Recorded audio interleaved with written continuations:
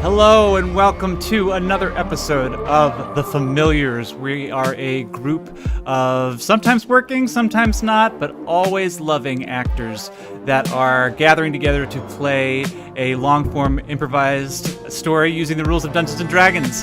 My name is Joby, and I will be your DM. We are playing Storm King's Thunder, and we are in Goldenfields. Our group has set many dominoes to fall, as it were, and we will get into the story very soon. But first and foremost, I think that we should introduce our amazing cast. First up, we have, hey, there she is, Alex Hendrickson playing Rooster. Awesome. Sick. Barbarians, have more fun. It's the truth. We have Austin playing Thibodeau, our human bard. We have Ben playing Captain Chowder, our Warforged sorcerer. We have Annalise with her Hero Forge mini playing Worthy, our Tiefling cleric. And we have Zach playing Jestán, our half-elf ranger. Ladies and germs, we are the Familiars, and I think that we should get this little show on the road. Let me get my stuff up here, and here we go. So, y'all, we find ourselves in Goldenfields, and the group has just basically foiled the plans of the hill giants here in Goldenfields. The remaining force that had approached the gates just after the infiltrating force was defeated asked for some kind of gift, some kind of they needed to bring something back to Goo, and they learned that the people of Goldenfields were going to finally relent. The party secretly and skillfully decided that they were going to poison said gift, and Rooster, using a lot of Rooster's breath weapon, concocted a very potent poison to basically coat the sheep. Was it coating, or was it some kind of, I forget exactly how that all works. So, right? I went into I puked into Golden Gulps. Tiny bottles of Golden Gulp. Right, and then put right, these in larger barrels of Golden Gulp so that they wouldn't be smelled. Right. Yes. So So we dipped the sheeps.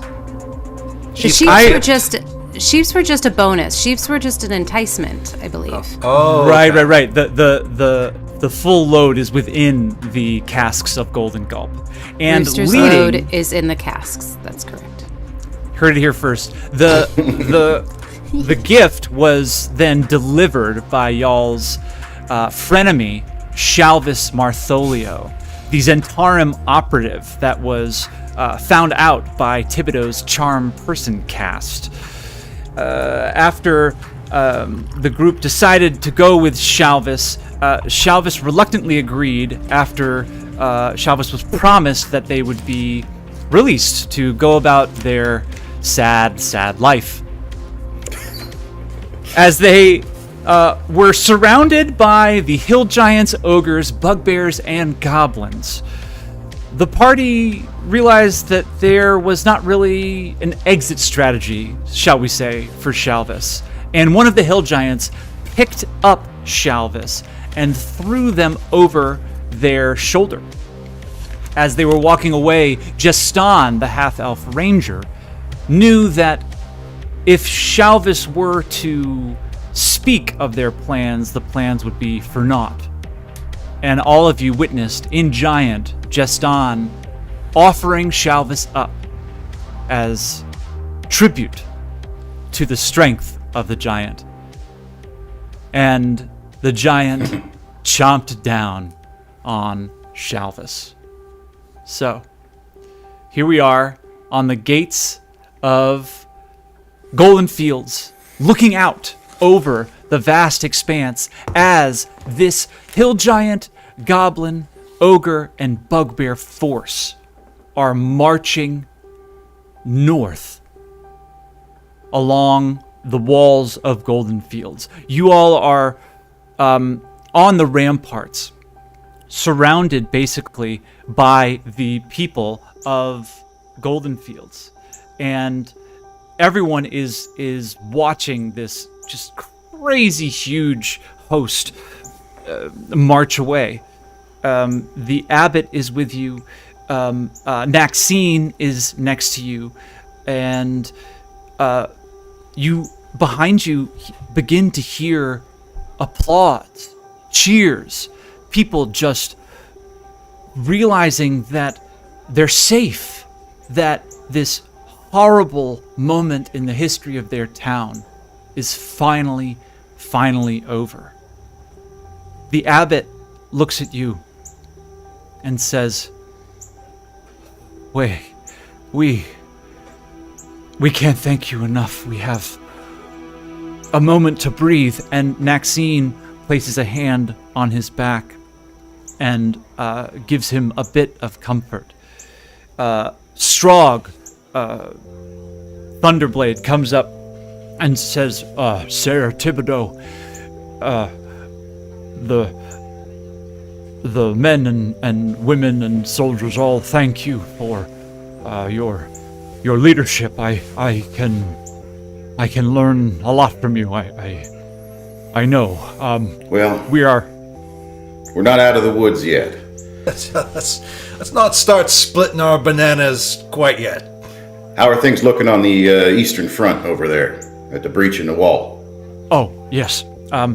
We've just had a report, sir, that things are moving swiftly. Our folks who are trained in the arcane arts have been able to at least get remnants of the wall put up.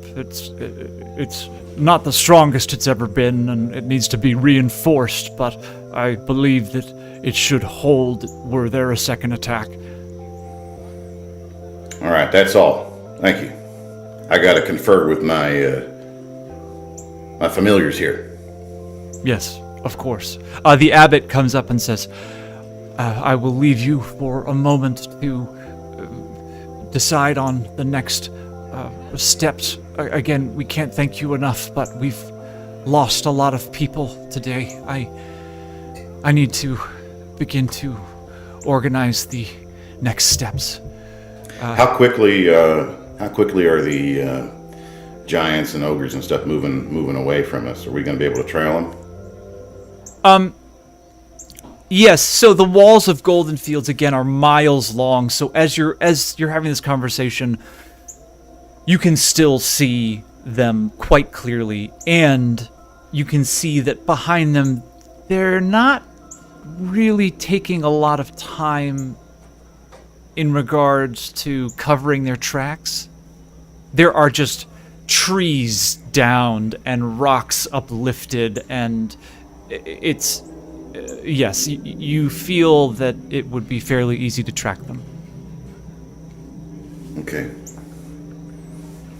Jestán is sort of leaning over the ramparts, and he's watching them go away into the distance, and he sort of looks back at the group and he says, "Well, you may have just kicked a bloody hornet's nest. If Chief Goo realizes you sent her poisoned ale before she drinks it, she'll send every hill giant, ogre, and bugbear in the Dessarin Valley straight back here to lay waste to Goldenfields. So you best make sure this plan of yours works." Jestán, do you know how far Goo's repose is? Aye, I've seen it. 4 days' travel if it were just me, 5 days with the likes of you. Oh, good It's grief. far, and it's a dangerous way to get there. You think you can lead us? I could. I won't do it for free. Before we open up this sticky conversation, Thibodeau, what about that ghostly mouse of yours? You can see through its eyes. Do I have that right? That's right, yeah. Up to a certain distance, yes. Okay, 4 days worth of travel distance, by any chance? No, not quite that far, Cap. All right. Well, let's get our goulashes on. We're going to talk about some money. What's it gonna take? So what's it gonna? Yes. What's your? Excuse me. What's your price? Oh, thank you, Rooster. Your price, Jestán. Reasonable, I assume. Don't need more coin. The abbot's given me enough coin to last me 5 winters. He sort of looks at the group, and he looks at the bow in his hand that Chowder loaned him. I'll take the bow, and I don't mean to borrow it. Done. Got yourself a deal there, Jestán. Aye, that means it's mine when we're done. When I'm done helping you and I go, it goes with me. Yeah, that's what not borrowing means. I think we all understood that. Well, I don't have much faith in that panda's understanding of language after that mess he almost got us back in with those giants. Oh, that was just the behind doors knowledge, not the language itself. I've got a pretty good grasp on that. All right. Just make sure you all stay smart. This isn't going to be an easy journey. There's dangers to the east, there's dangers along the river, Zentaran patrols everywhere. So if we're going to go, you go where I tell you. You're quiet when I tell you to be quiet. Because we go to be smart. All right. You got any buddies that could tag along? He turns to Naxine and Z, and he asks, you have any interest in common? Naxine looks to you, Jestán, and then looks to Z and says, I need to think about it. And she looks back over to the other side of the walls, away from the Sword Coast into Goldenfields.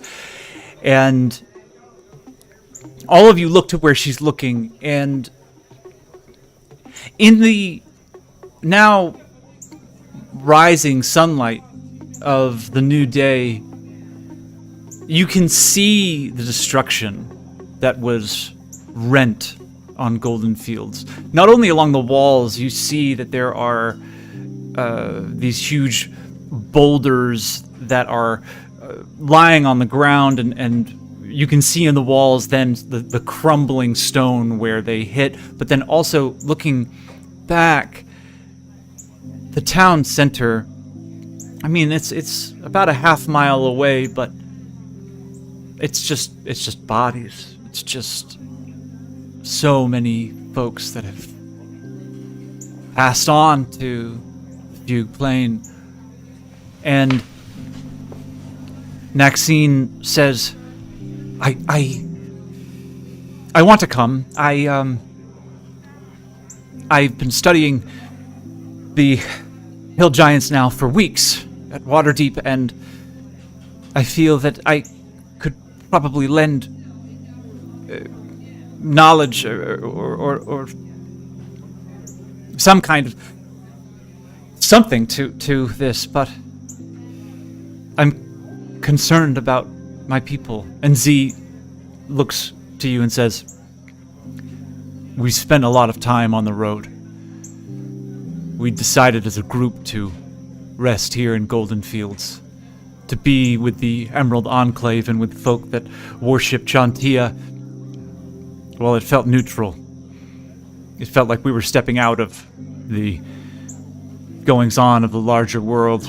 After we helped in defeating the dragons, we thought all of this was over. I hope that you can understand.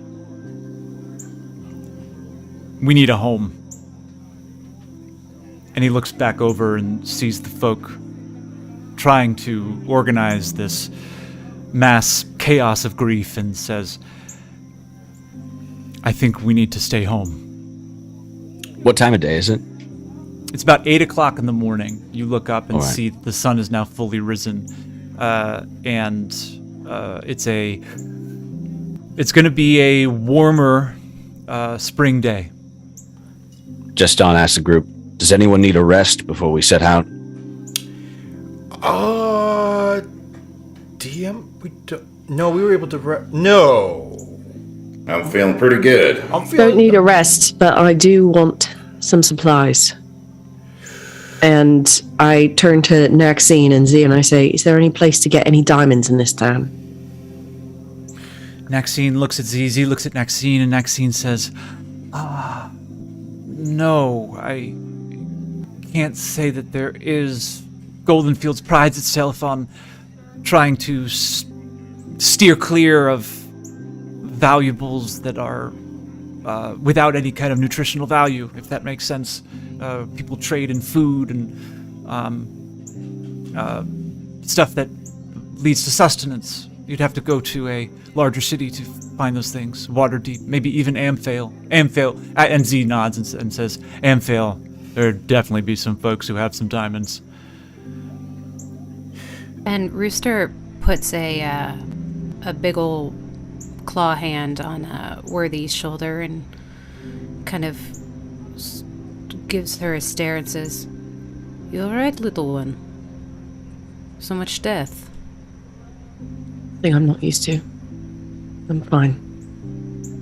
Naxine comes up to you, Worthy, and Naxine comes up to you and says, yes, before you leave, we would really appreciate the help from a Doom Guide of the Church of Kelemvor in helping us lead some of these folks to the places they need to go.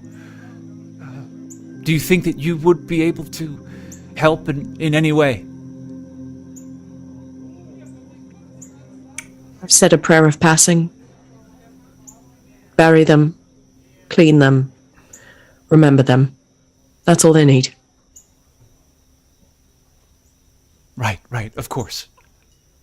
Of course. Maxine, Zed. Naxine.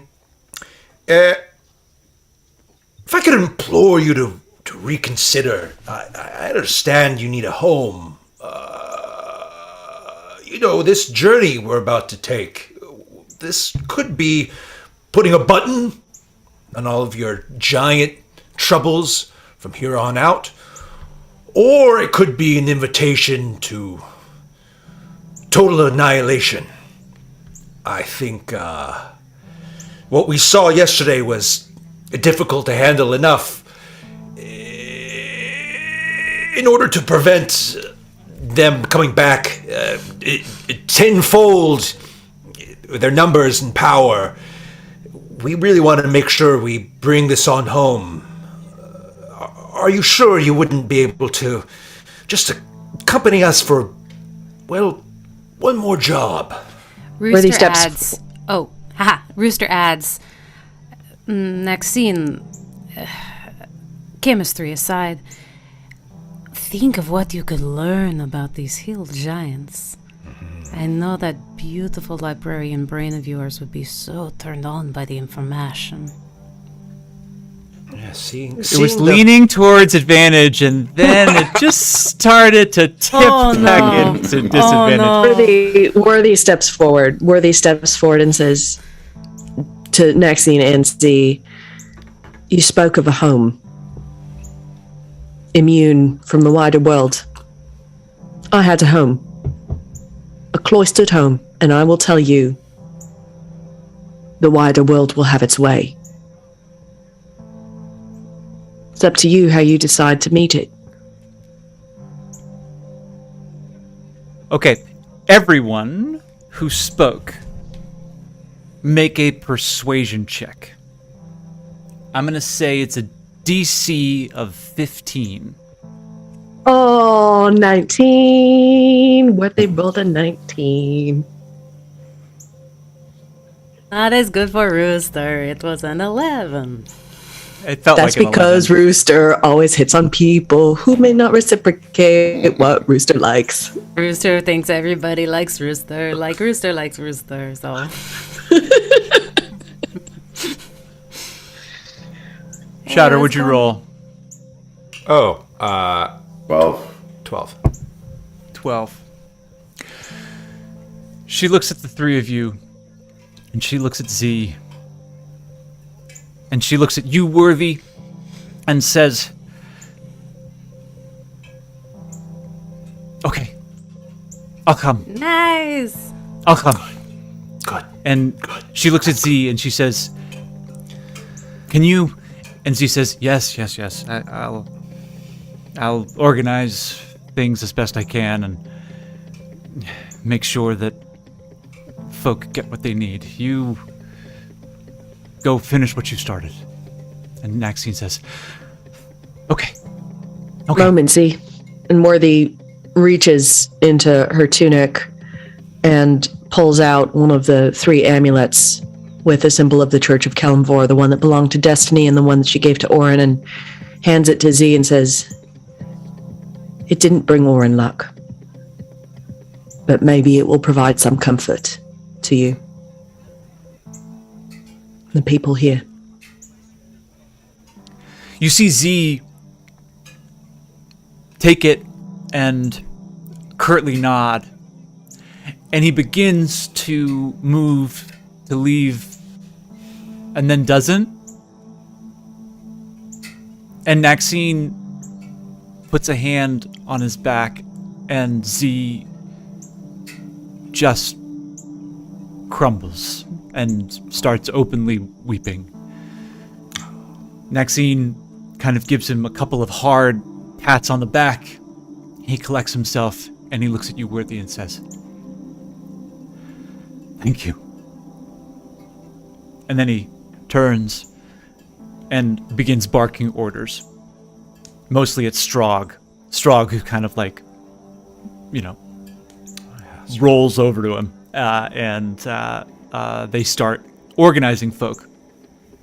The abbot comes back and says, "Do you need anything before you leave? Do you have enough food? Do you have enough supplies? Is there anything else that we can lend you that might help you in your journey?" I think just a diamond, Abbot. You've got one for my Doom Guide to hold. No, I'm so sorry. That is something that we don't necessarily trade in. DM, would Jestán know if there were any sort of black market gem dealers in Wamford? Make a Nice. Or the podcast, the look of delight on Joby's face, and then kind of like terror. make a cool. make an investigation check. Investigation. Okay.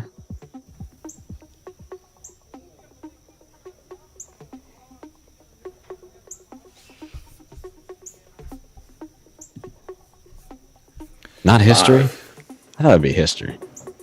Exception.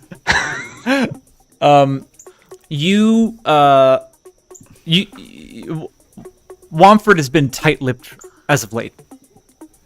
And you know that there might be some folks in another town close by Wamford.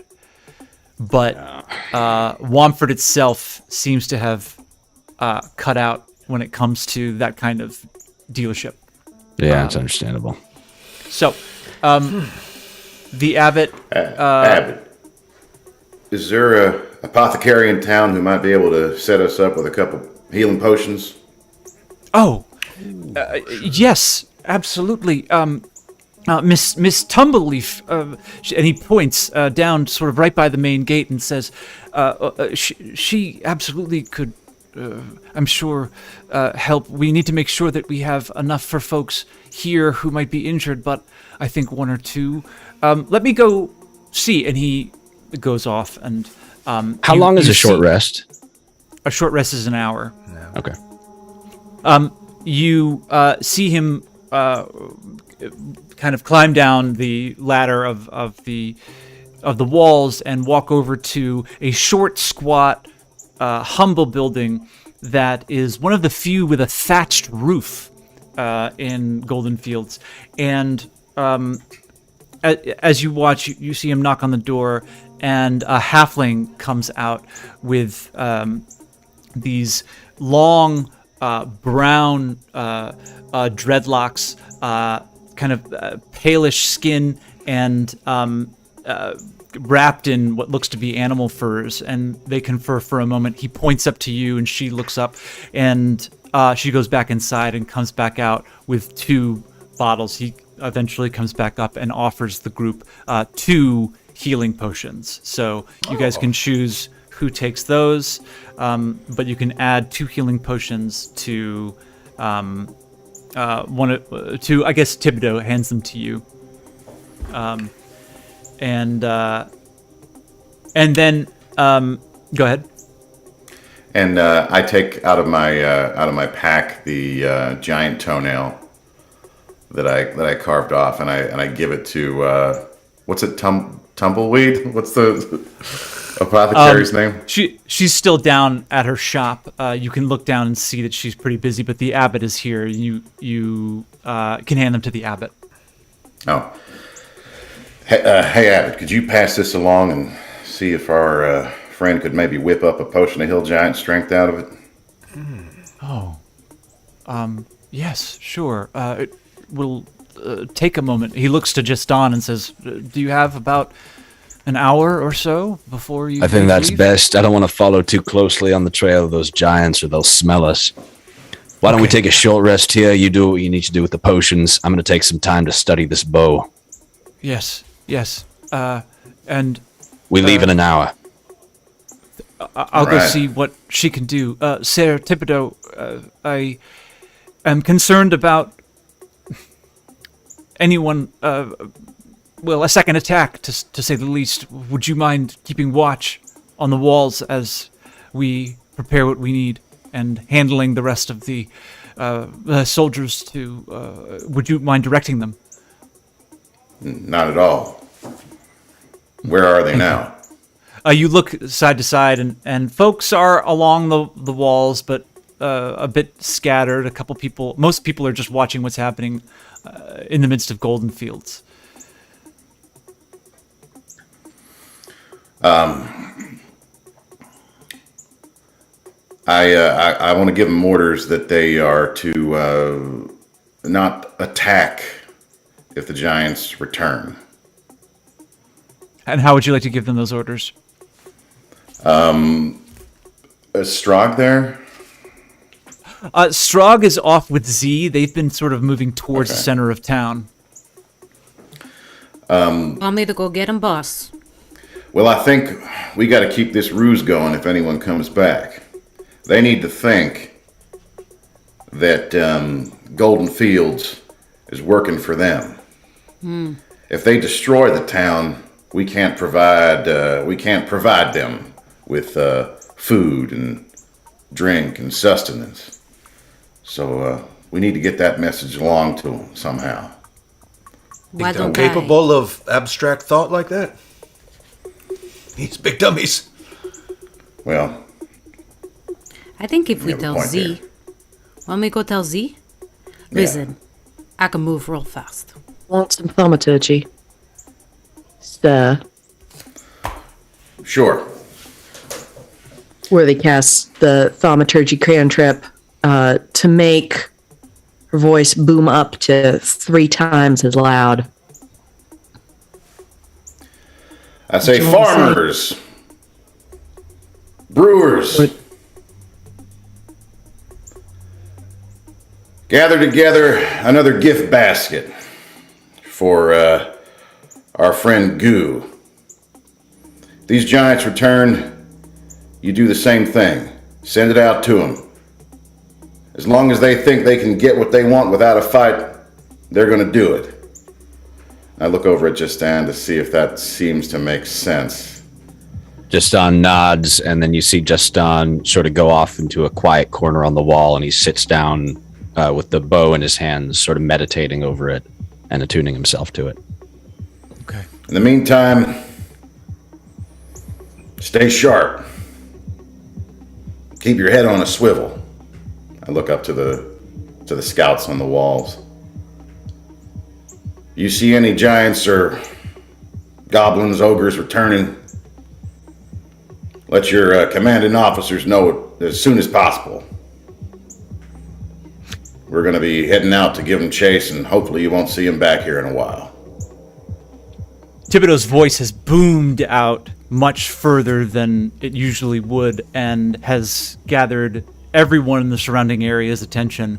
You all see these, fairly, I don't know, people are feeling a little lost right now. People are feeling a little discombobulated. That shakes free of most folks on the walls, and people begin fanning out, and you hear orders begin being called down the line of the wall. And you then also can look down and see the townsfolk of Goldenfields beginning to organize themselves into the workforce that they actually are fairly accustomed to.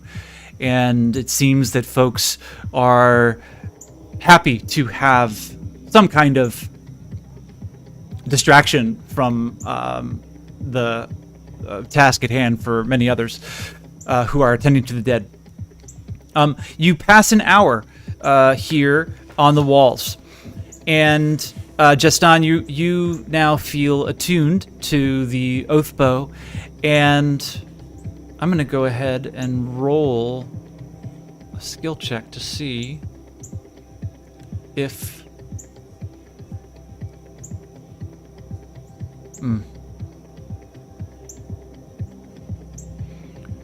let's see, 1, 2.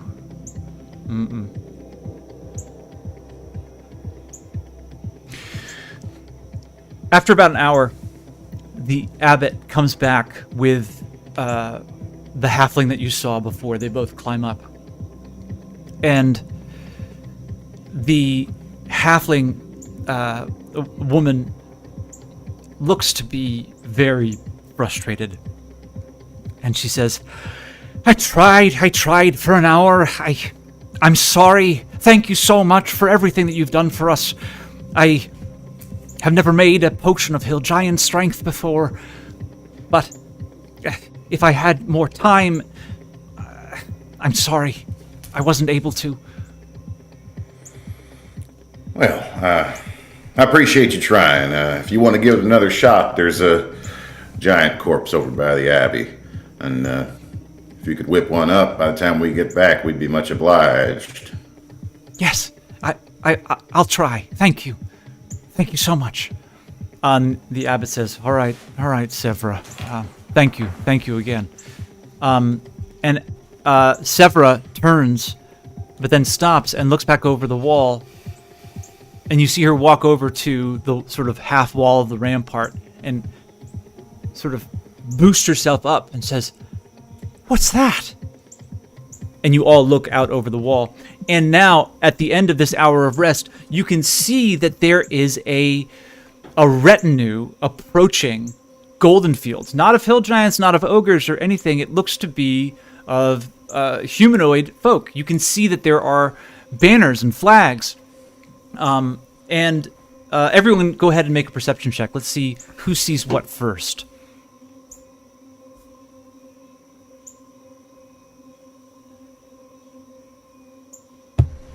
That's 17. Shouting. Okay. Tib got 4, Worthy 13. Wait, hang on.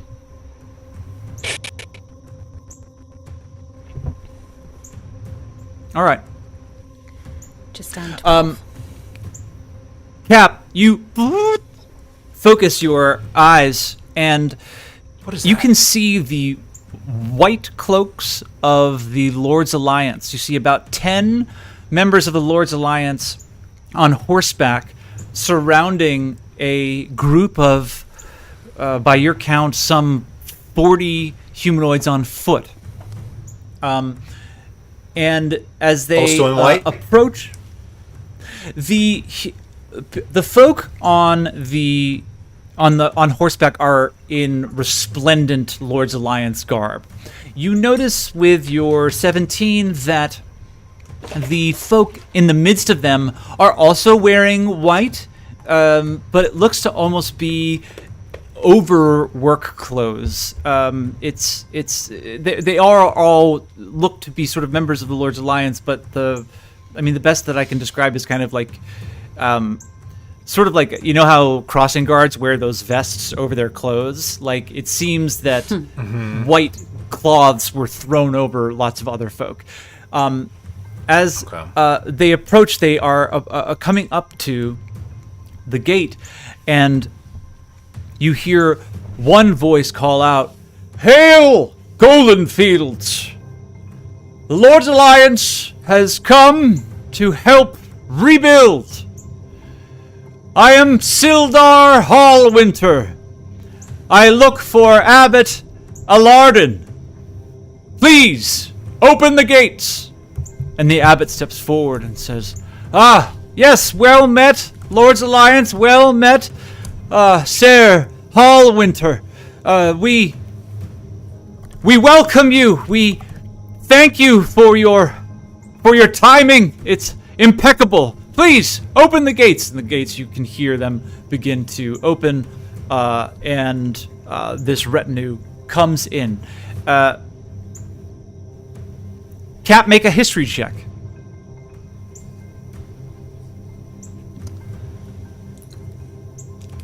I'm going to Tides of Chaos that. Go ahead. No. All right, a 6 and a 7. 6 and a 7. Next time you cast a spell, we're going to look to Wild Magic Surge it. We're going to surge. Yeah. So,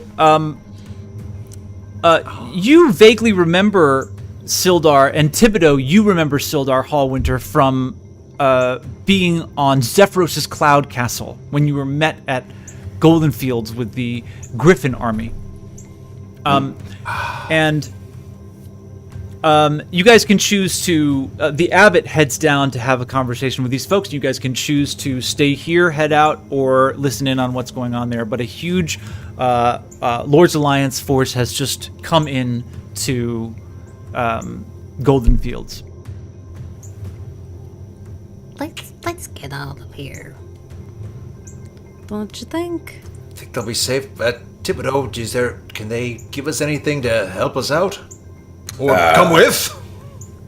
Do you outrank them? I think that they're here on official business just like we are, but I don't know if we have any common interest right now. I think it might be best for us to get on out of here and let them rebuild. All right. Jestán stands up from his meditation. He says, "You ready?" Ready, Jestán. How you been liking the bow so far? He sort of rolls his eyes and straps on his pack. And when I look out at the trail that the giants took, what exact direction are they going? The giants are going generally north. Let me pull up the map here just so I can give you something more specific.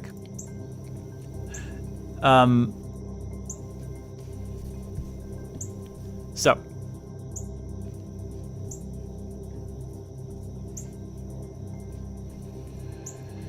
you're here at Goldenfields, and you can see that they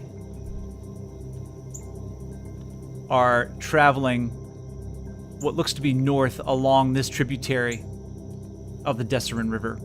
They're going right along the river? Yes. All right. The December Hills? Along the hills, yes. Okay. Wait, they're going along the hills or along that river? They're going, look, at this point, it's hard to see. They have sort of gone past the walls of Goldenfields, but they look to have, from your position, borne right, which would mean that they were going somewhere in between. You would know this, Jestán. Somewhere in between that tributary of the Dessarin River, keeping that to their left, and keeping the Sumber Hills to the right. Okay, so the Forlorn Hills. Yeah, what I'm going to suggest to the group, using my vast knowledge of this area,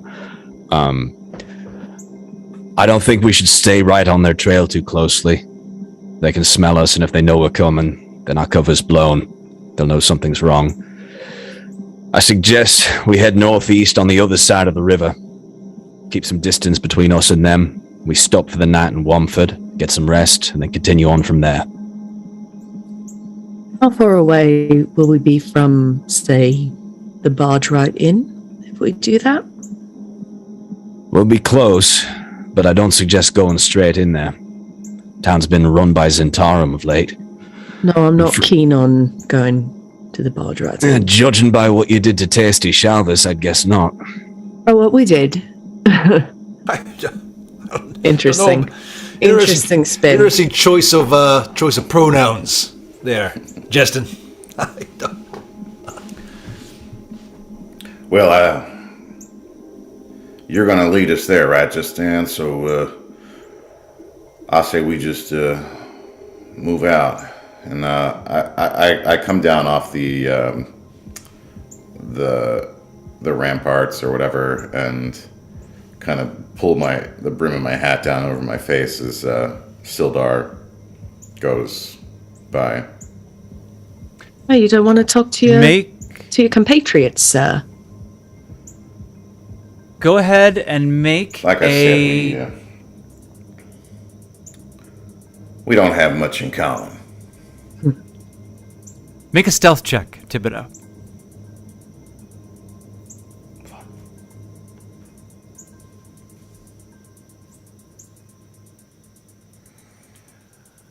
Thibodeau. 14.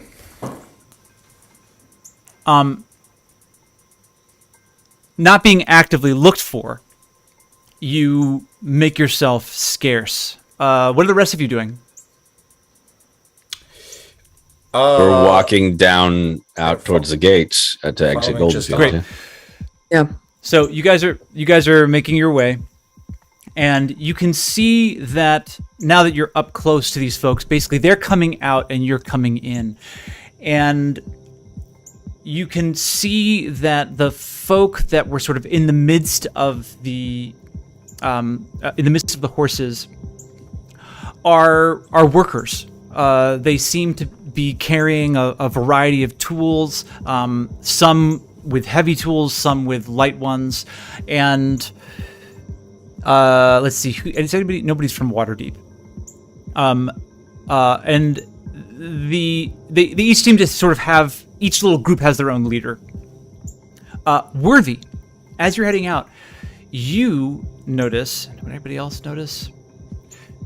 You notice that a few folk are wearing robes of rose, gold, and purple, the colors of the Church of Lathander. And they are walking amidst this group with hands upraised, offering prayers to the newly risen sun. There is one person. Everybody go ahead and make a history check.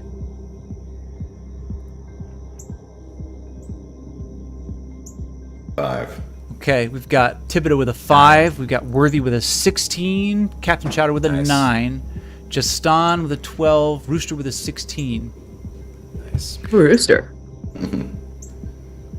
Rooster, you immediately put a hand on Worthy, and Worthy looks to you, and you both recognize a human gentleman who is in the most resplendent of the garb.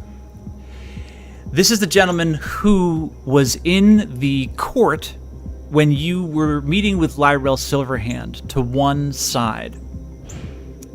He asked you a few questions about the book and what you knew about the page. And this gentleman, as the various groups are getting ready, is sort of looks for a sort of higher place to stand in the sort of midst of the town, and finds this little sort of market table and gently goes up to a few people standing around it, and they help him up on top. And as you guys are heading out, you can hear this gentleman begin to make a speech to the surrounding area. And he says, "We come to bring a new beginning to Goldenfields. Our faiths have much in common. We know that out of darkness, the one thing that we can rely on is the rising sun. In these times of troubles, we must join our faiths. Like the sun giving sustenance to the growing fields, the awakened children of Lathander will lend their works to the followers of Chauntea and the Emerald Enclave. Together we will beat back the growing threat of the giants, just as we did with the tyranny of dragons years ago. You hear this, and a few folk begin to openly weep. A few folk begin to applaud, and you can, as you're leaving, see these folk in various in the purple and gold garb of Lathander begin to sort of make their way into the help that is now filling Goldenfields. Brewster puts a hand on Worthy and says, "For another day, we come back successful. It will say more than they can." And Rooster looks back and spits on the ground. Right. Worthy nods and moves up next to Cap and just sort of whispers under her breath, "The Awakens are here. Oh boy. Be careful." Can I see if among them any faces jog my memory from Heavner? Yeah. Townspeople I may have. Make one more history check. Make a perception check after that. Make a perception check. I'm sorry. That's right. History check is 13. Perception is 7. No one. Do I recognize any of them from Baldur's Gate 5 years ago? Go ahead and make a perception check.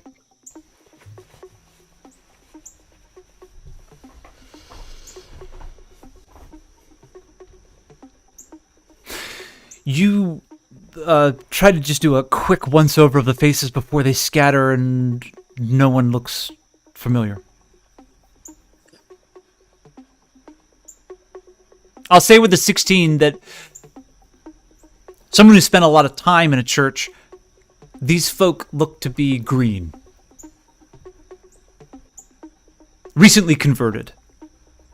Except for the leader. Not sure how many hours some of these have put in, Worthy. I think they may be new. I don't recognize anyone. Nor do I. But they're growing. And you and I have to be careful. Worthy, when did you leave Baldur's Gate? 5 years ago. The murder of the priest in Baldur's Gate was 2 years ago. Yes. You don't recognize anyone. Jestán is getting impatient, and he goes, "All right, do we want to join a bloody cult, or do we want to get to Wamford before nightfall?" The latter. Then let's move. You guys head out. It is going to get really annoying really quickly. I can just tell that. Well, it's all just tolerate your discomfort. Let it flow through you.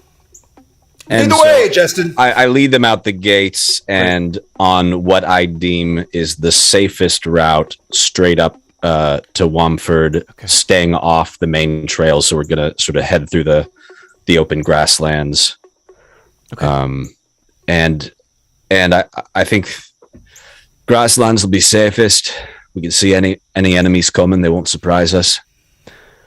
But let's stay quiet just in case. Okay. And when we're moving into travel, you guys can choose to move at a quick pace, a medium pace, or a slow pace. A medium pace will allow you to move 1 hex per day. And I'll say, you guys are here. And each hex that you enter into will bring the added challenge of a possible encounter. At each, just at a medium kind of pace, does that put us about at the big fella's speed? A large group of large people that probably got us slow. They move quickly, but they're carrying they're carrying some loads of ale and some sheep, so we should be moving at about the same pace. All right. Yeah, let's move quick. We don't want to lose them or miss them when they're poisoned. Right. Rooster wonders out loud to Malar. I'll say that this is happening as you guys are beginning to move and What travel. what was someone saying about a slow pace or a fast pace, though? So at a slow pace, you oh gosh, I have to check the travel rules. I know at a fast pace you have disadvantage on perception checks. At a medium pace, that's normal. And at a slow pace, you can move with stealth. You can move quietly. Okay. You could be like ambushed a little more easily if you're. I think medium's fine, fast. and that would get us to Womford by the end of the day. Yep. Cool. Great. Okay, so can I have a marching order, please? Jestán in front. I'll take the back. I'll get behind Jestán. I'll be your bodyguard, Jestán. I'll protect the goods. Jestán is also nervous about, he doesn't trust mechanical constructs, and he hears something sort of squeaking in Chowder's knee joint, and he reaches into his pouch and he finds a little sort of satchel of animal grease that he keeps with him, and he tosses it to Thibodeau, and he goes, "Lubricate the panda." Oh yeah. Excuse me? Put that on my knee. You are bloody rude. I've earned that right. You haven't. Oh, Worthy just sort of like falls back next to Rooster, muttering to herself about just like no bloody manners. Awesome. Just someone please put it on my knee. I'll rub it in there for you, Captain. Oh, it feels good. Yeah, put this like rabbit grease. Oh, thank you. And Doodoo It starts puts the licking lotion it on up. the captain. Triggered. Oh, Doodoo likes the rabbit fat. I don't know. Yeah, always has. Jestán's in the lead. Who's coming next? Chowder. Chowder. And Rooster, did you say you're bringing up the rear? I'm in the rear. I'm right in front of Rooster. Great. And I'm right in front of Worthy. Tib. Where's Right in the middle. Maxine? Maxine. Now, Maxine, can't you put yourself in the air? I saw that. I saw that, right? Or did I imagine that? No, I just recently completed my studies in learning the arcane arts of flight. Well, heck, why don't you go on ahead? Oh, well, happy to. I can say that still learning about it, and I can only do it so many times a day. I think we should keep the party together and let this one, and Worthy just kind of like nods her chin up to Jestán, let this one take the lead. Maxine can stick with us. As Maxine just looks up the rules for flying, as Maxine was not expecting to come along in the journey. Let me, and she opens up her book and begins to sort of, let me just check to see, because it's a good idea, and she just sort of starts muttering to herself as you guys are walking. Hey, Maxine, look at this. And Rooster goes, hey, everybody watch Rooster. Hold on. And Rooster looks at a tree and then gestures to Rooster and then climbs the tree like a crazy lizard. Goes over to a giant branch and hangs upside down. It goes, pretty cool, huh? Wow. So, Rooster can do stuff too. I think we should let Maxine read Maxine's book. Yeah, yes. Worthy, you are such a buzzkill. I get it, but Hey, man, Rooster, moody. You see anything up there? Or? Oh yeah, hold on. Make a Rooster perception kinda check, Looks Rooster. around. Okay. Fantastic. Oh, a dragonborn can climb up a tree like 16. that. Incredible. 16. Bestial soul, Maxine. Yes. Go ahead while I'm describing this and make a charisma check. We're going to see how well Rooster is. Oh my god. I think I have a whiling her way. -1 for charisma. by the way. Oh, do you? So, Rooster, while you're up there, you take a look out, and 2 for charisma. A 2. And you see a lot of trees, a lot of hills. You can see the beautiful surrounding area of the Dessarin Valley. And not much else, because honestly, you're just trying to impress Maxine. Yes. And with a 2, Maxine has just gone back to her book and is ignoring you. Rooster pops she looks a little Rooster's head upset. down. No, she doesn't. She likes it. Rooster jumps down from the branch right in front of her and says, the beauty of the valley is equal to the beauty of your... And she interrupts you. I have found how long I can use this spell. Now, I can fly for 10 minutes, and I can do that twice a day. So I do think that it wouldn't be the worst thing in the world if we come to a place where we do need some kind of vantage point. She looks... I of course, defer to you, Jestán, but I also think that if we do get into a scrap, that... the use of flight might be a useful tool to give us advantage.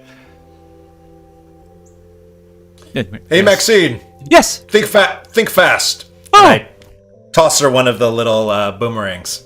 Oh, go ahead and make a dexterity check. She will too.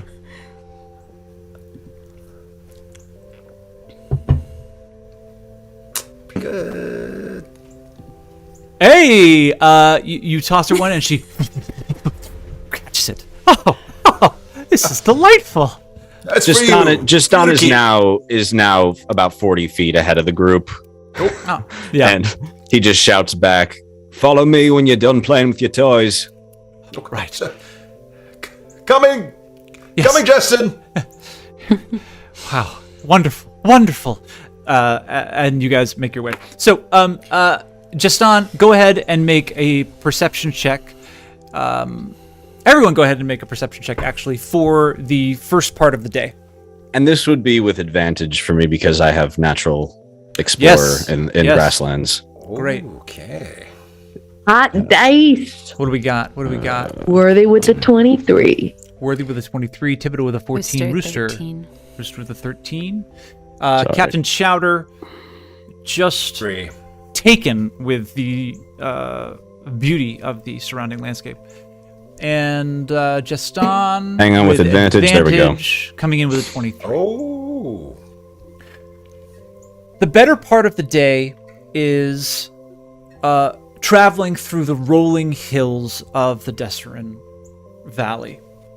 There are little copses of trees here and there, and in the distance you can see the towering sword mountains rising up, some with snow-capped peaks off in the distance to the west.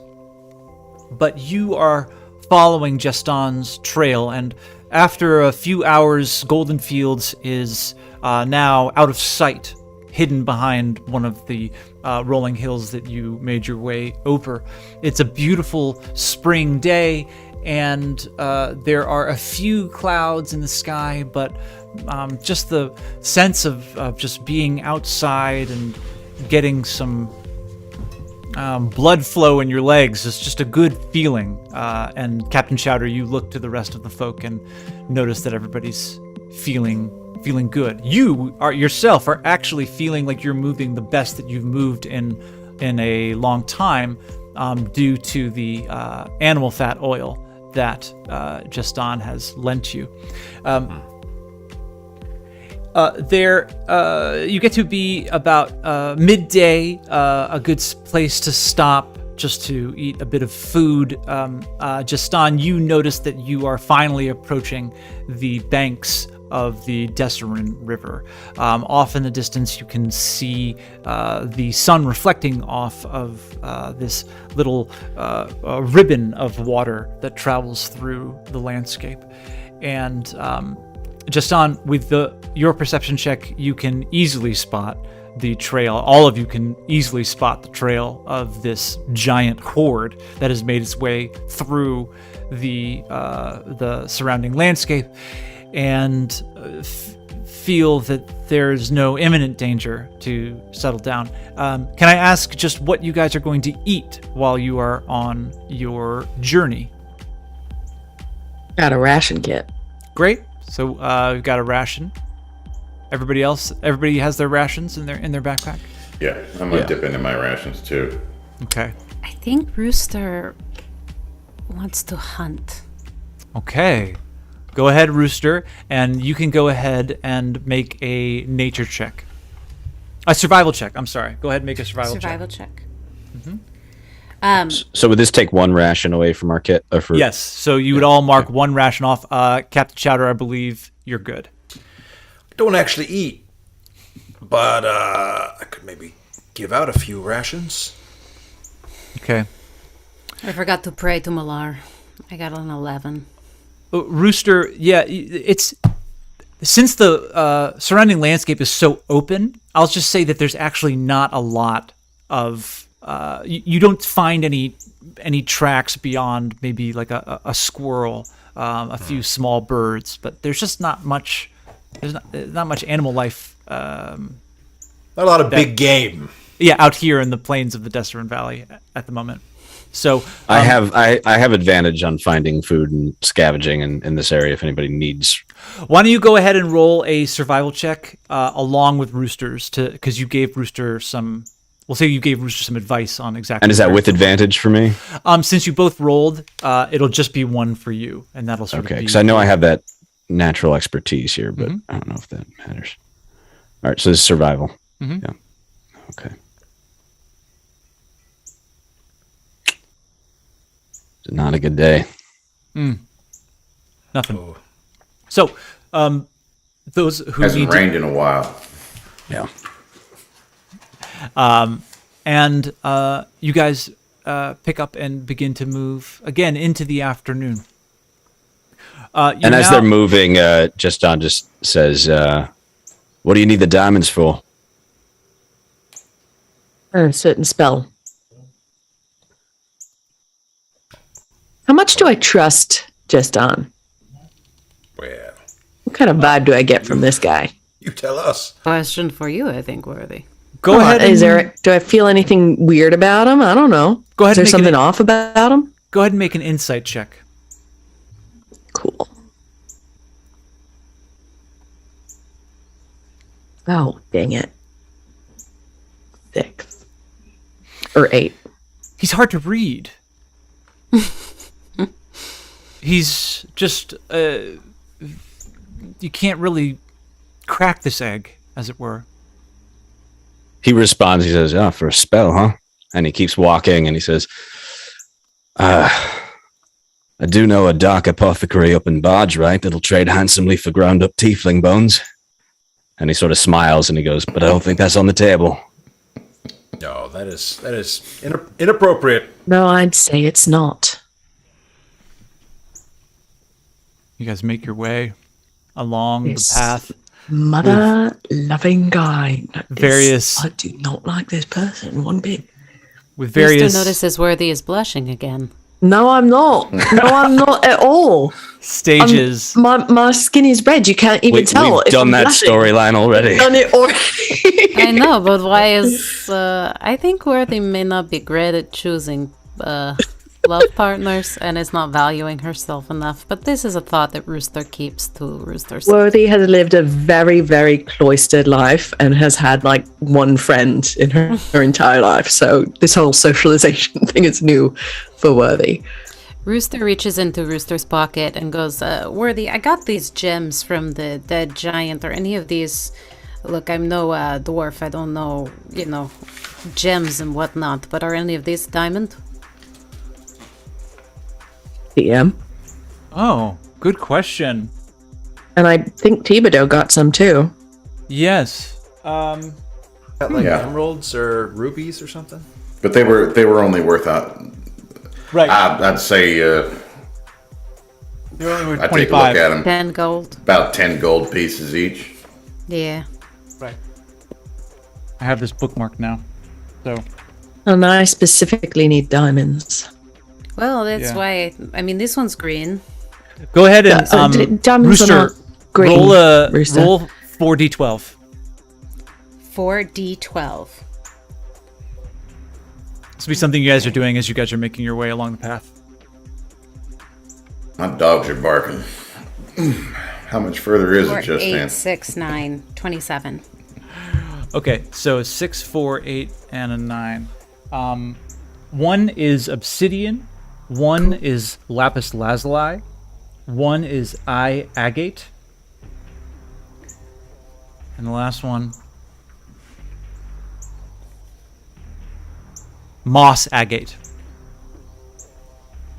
No diamonds. How close are we to Wumford now? Funny you should ask. As you guys are coming up over this last hill, Rooster putting the last of the gemstones back in the bag, you all can now see the cairn road that cuts through this sort of section of the Dessarin Valley.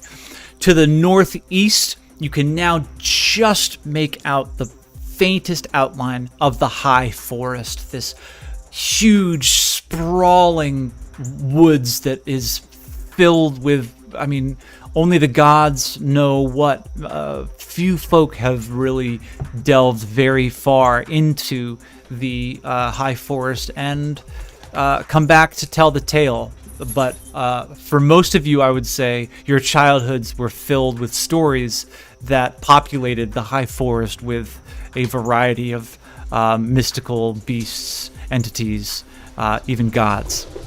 To the north, you can see the somber hills where the Dessarin Valley, the Dessarin River, cuts through themselves. But in the foreground, there is two towns. One is in the lowlands, right on the river. And this one looks to be a squat, just humble, to put it nicely, village, a tiny, small town. And there looks to be a grist mill with its water wheel turning in the river, a dock that goes over the water, and probably 15 to 20 structures, and it's surrounded by a wooden wall made of tree planks and tree stumps, and it looks vulnerable, to put it mildly. And then on the other side of the river, the banks rise steeply, and there is a hill that overlooks this town. And on top of this hill, there looks to be another settlement. This one more put together. The walls seem to be more tightly knit, and the buildings there are actually strangely tall. And as you look closer, everybody go ahead and make a perception check.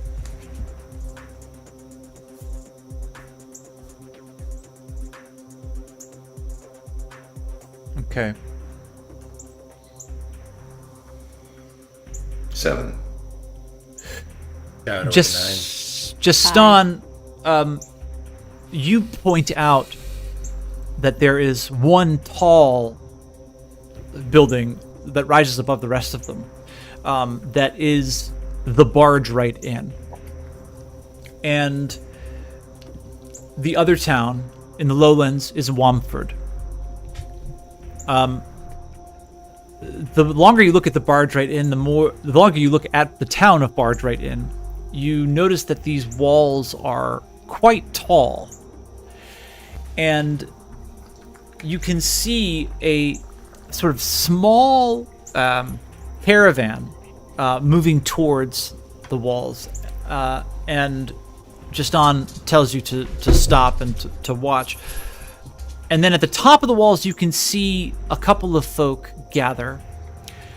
And after a bit of an exchange, you see this strange contraption that looks like some kind of pulley system or crane move its way out over the wall and lower itself. And you can see that there is this platform being lowered to the ground.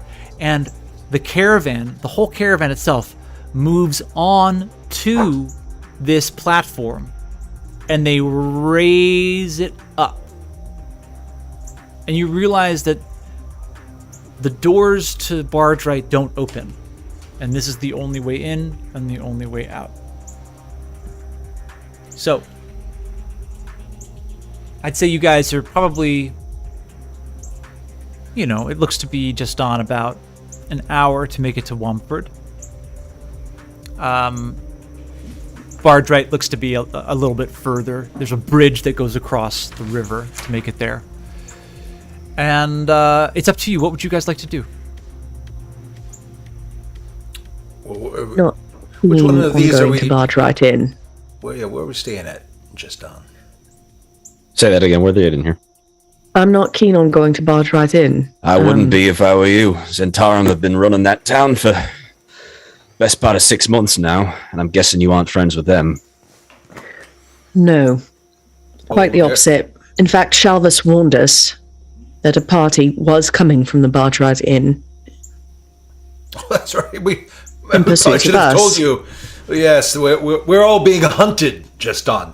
Forgot to mention that. They're looking for you? Yes. All up and down the Sword Coast, they're going to be pursuing us with just absolute dedication, brutality, and energy. Right. Before you turned her into a little giant snackable, Shalvis had told us that she'd warned the Zentarum and Bargewright Inn that we were in Goldenfields, so hopefully that party's already left and passed us somewhere on the road. But right. He sort of looks at the group and he goes, so let me get this straight. We've got a tall dragonborn, purple tiefling, a giant panda, and a man with a banjo. Yeah. Just the essence of Could be discretion, anyone. aren't we? I am not purple. I am deep red. I'm Well, the town of Womford is poor, but they're friendly folks. They should offer us shelter for the night if we want it, or we can camp out. Oh, even though I don't sleep, I do like a bed. I like a roof. Womford it is. All right. Okay. You guys make your way towards Womford.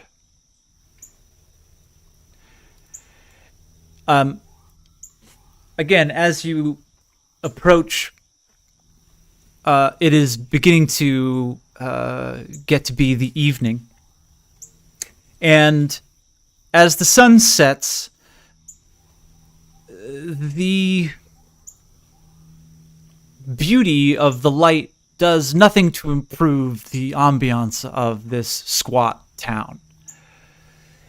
And the strange thing is that as you approach, you don't see many folk about. You don't, as you approach, see any folk about.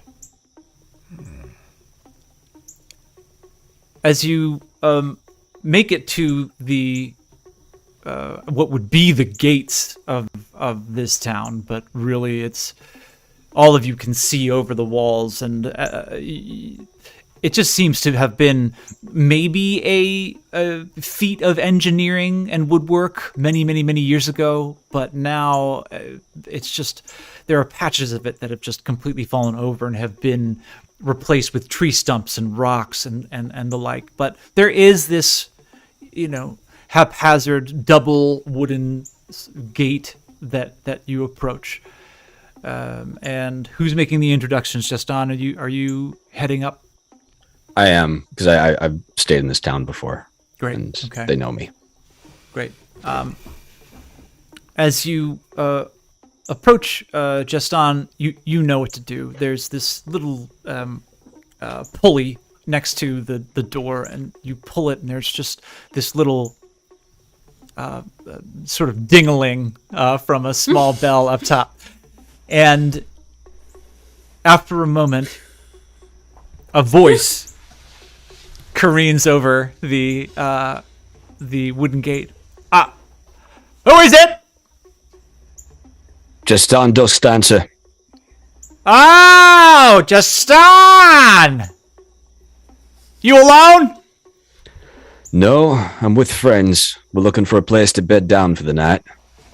How many friends you got? It's a small group. There's 5 of us. 6, actually.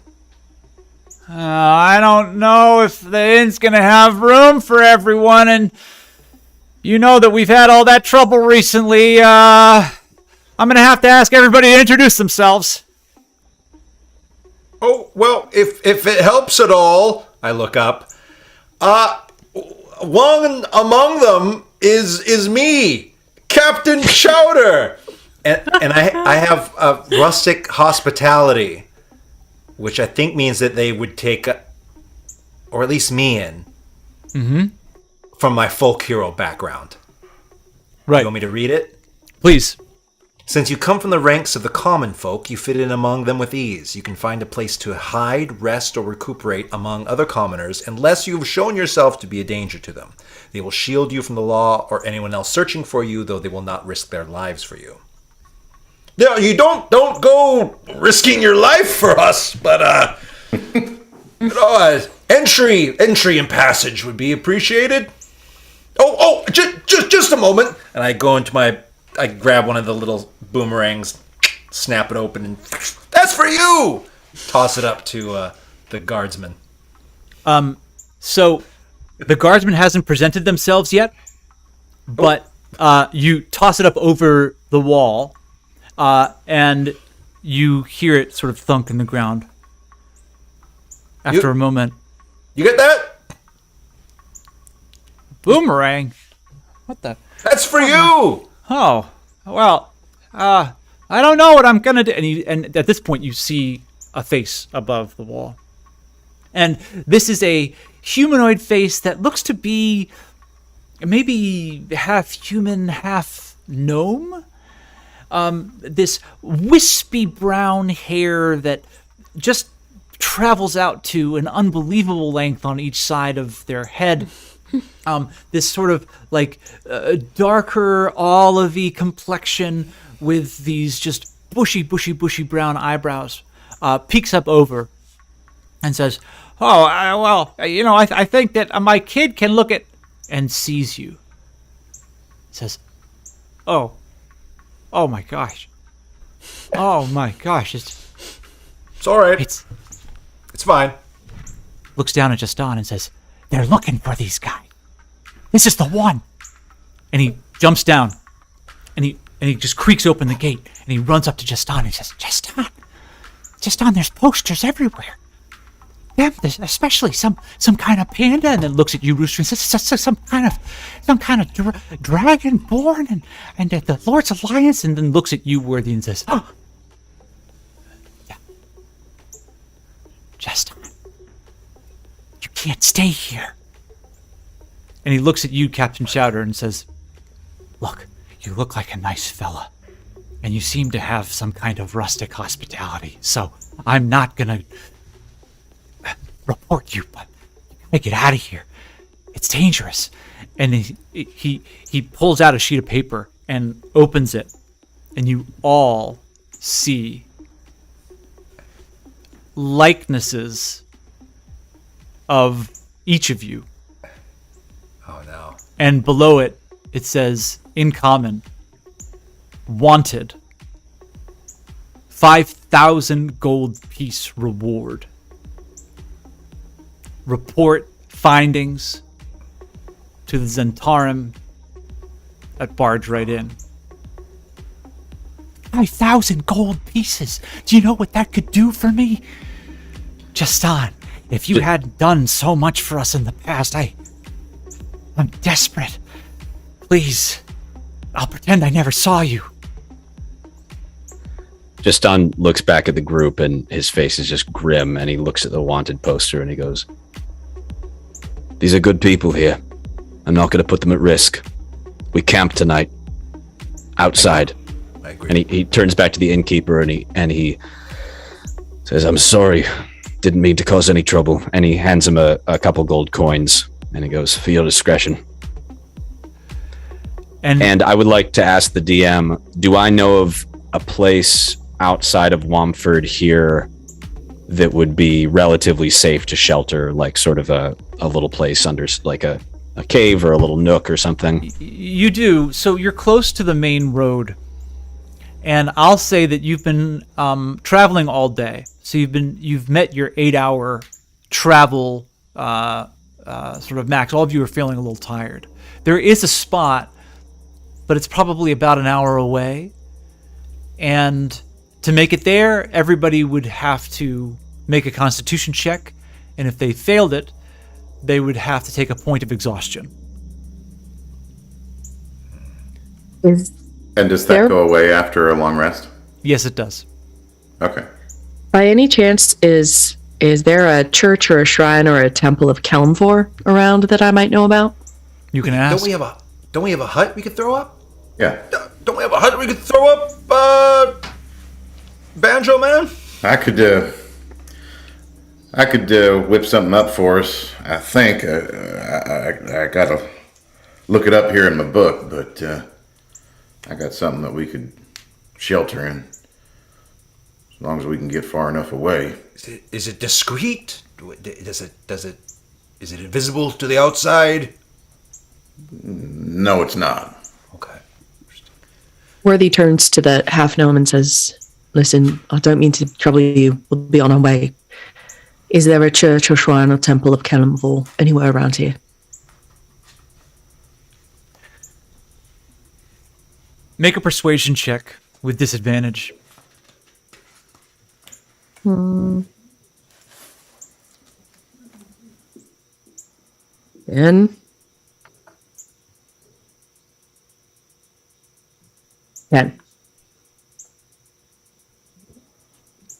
You some kind of doom guide from the church?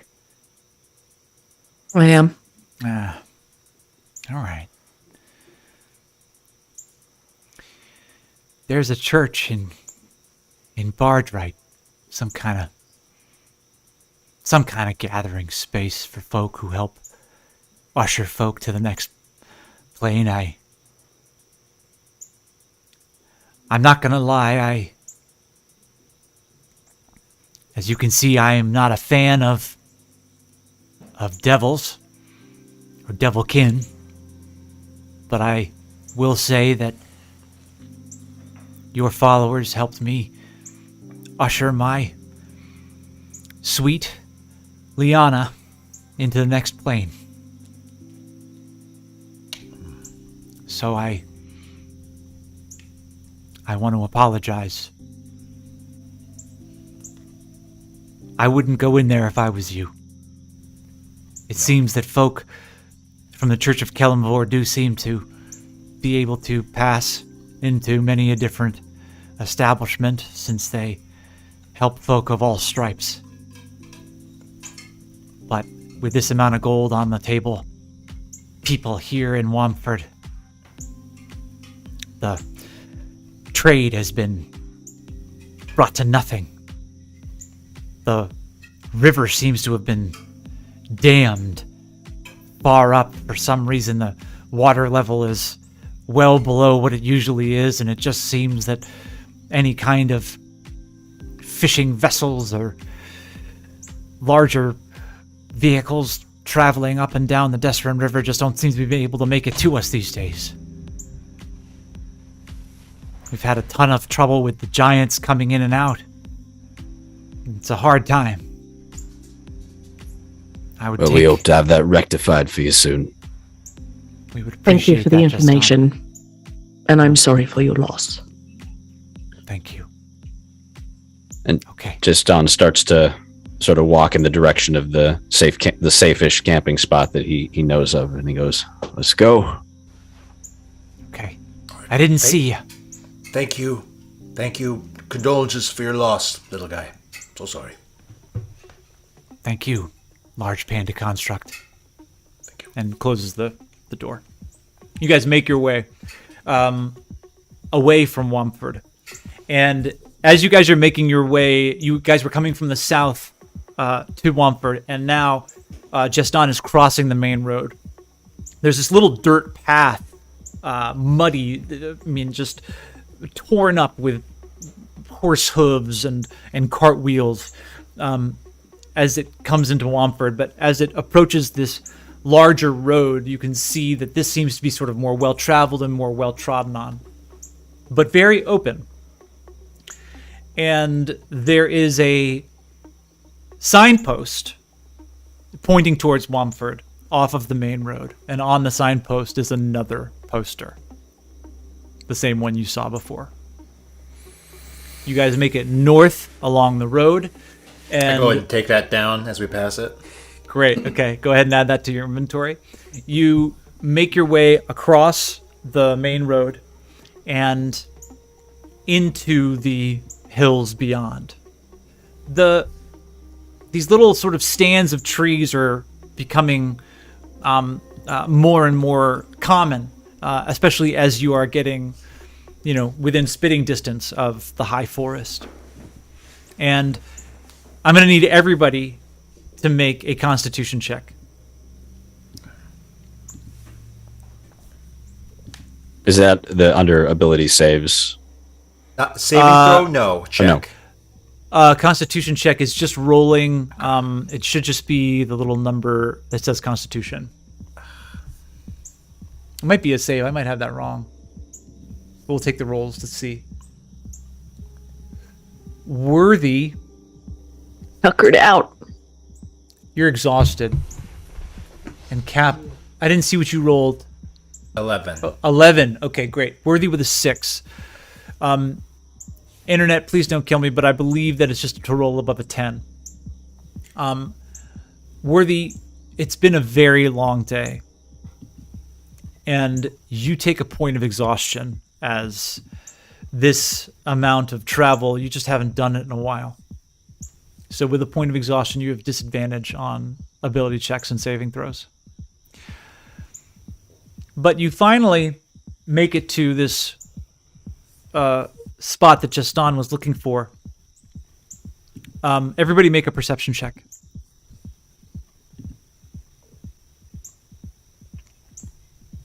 Nice.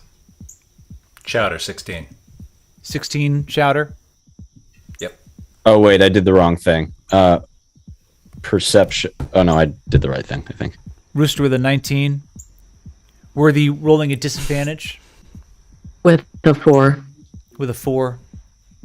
Really Okay. sleepy. Why am I not going through? I'm pooped. Are they coming through on your application, Jestán? Yeah, I'm going to try to shut it down and reopen it. Sorry about that. And would I do that with advantage because this is my known? Yes. Yeah. Okay. Sorry about that. I had to reopen the app. We love you, D&D Beyond. We love you. We love you. We like They you. ain't sponsoring us yet. You know what I mean? Like, Yet. D&D Beyond, I have some issues with your hardware. Right. I will be sending you a memo. With advantage. Oof. Not a good day. What'd you get? I got a 8. Oh, no, I got a 9. I'm sorry. A 9. Jestán, you've been herding cats all day. And I know. yeah, you are a bit distracted. Your eyes are on the main road to make sure that there's no one coming from either direction. Luckily, today seems to be a low traffic moment. You pointed to this area where the trees get a bit thicker. Would be a good place to spend the evening. Worthy and Rooster, not Worthy, Rooster and Chowder.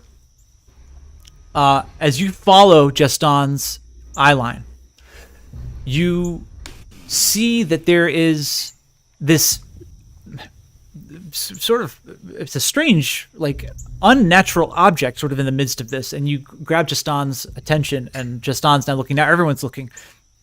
There looks to be some kind of wagon or cart in the midst of the trees. Yep, you see that? I see it. Cart or wagon. Yeah, in the midst of the trees. Jestán, you want to get eyes on this?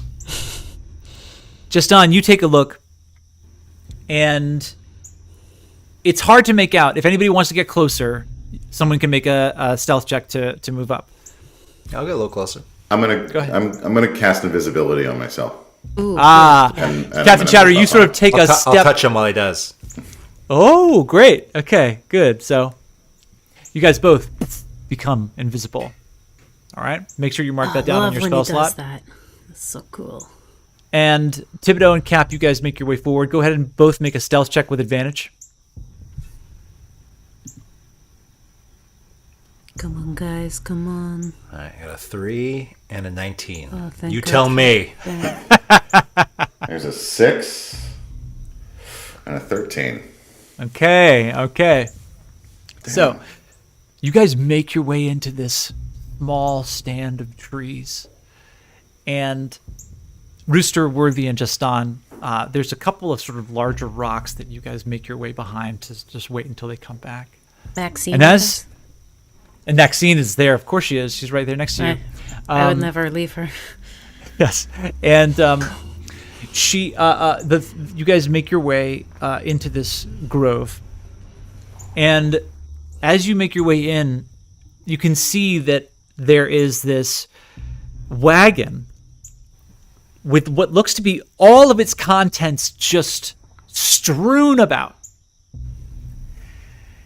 On the side of it, there's a sign, and this wagon looks to be painted in just a huge variety of colors, super, super bright.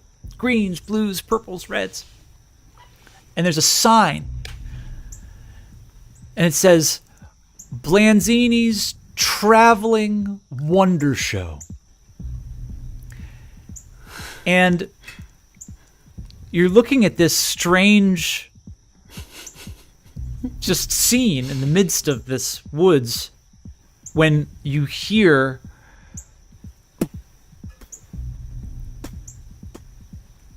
these huge footsteps. Okay. And you stop, and just beyond the wagon, you see two large figures that look to be the size of ogres, but both with two heads on their bodies, each holding war hammers and great axes, one in each hand. And they are chewing on just what looked to be the last limbs of whoever was in this wagon.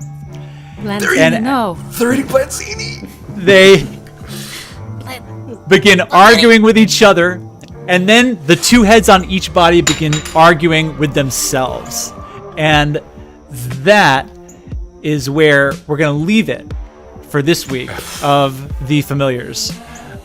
We want to thank you guys so much for watching with us, for listening with us, and I, for one, cannot wait to see what happens when these folks decide what they're going to do with two Ettins, I believe they're referred to as. Two Ettins. Essence. That mean they Ogres. ate Blanzini? They ate Blanzini. Thank you. Have a good night. We're Thank here you guys all so week. much. We're here next week, and as always, our intent is all for your delight. Until then, have some fun. Have a good week. We'll see you guys later. Bye, y'all. Peace. Bye.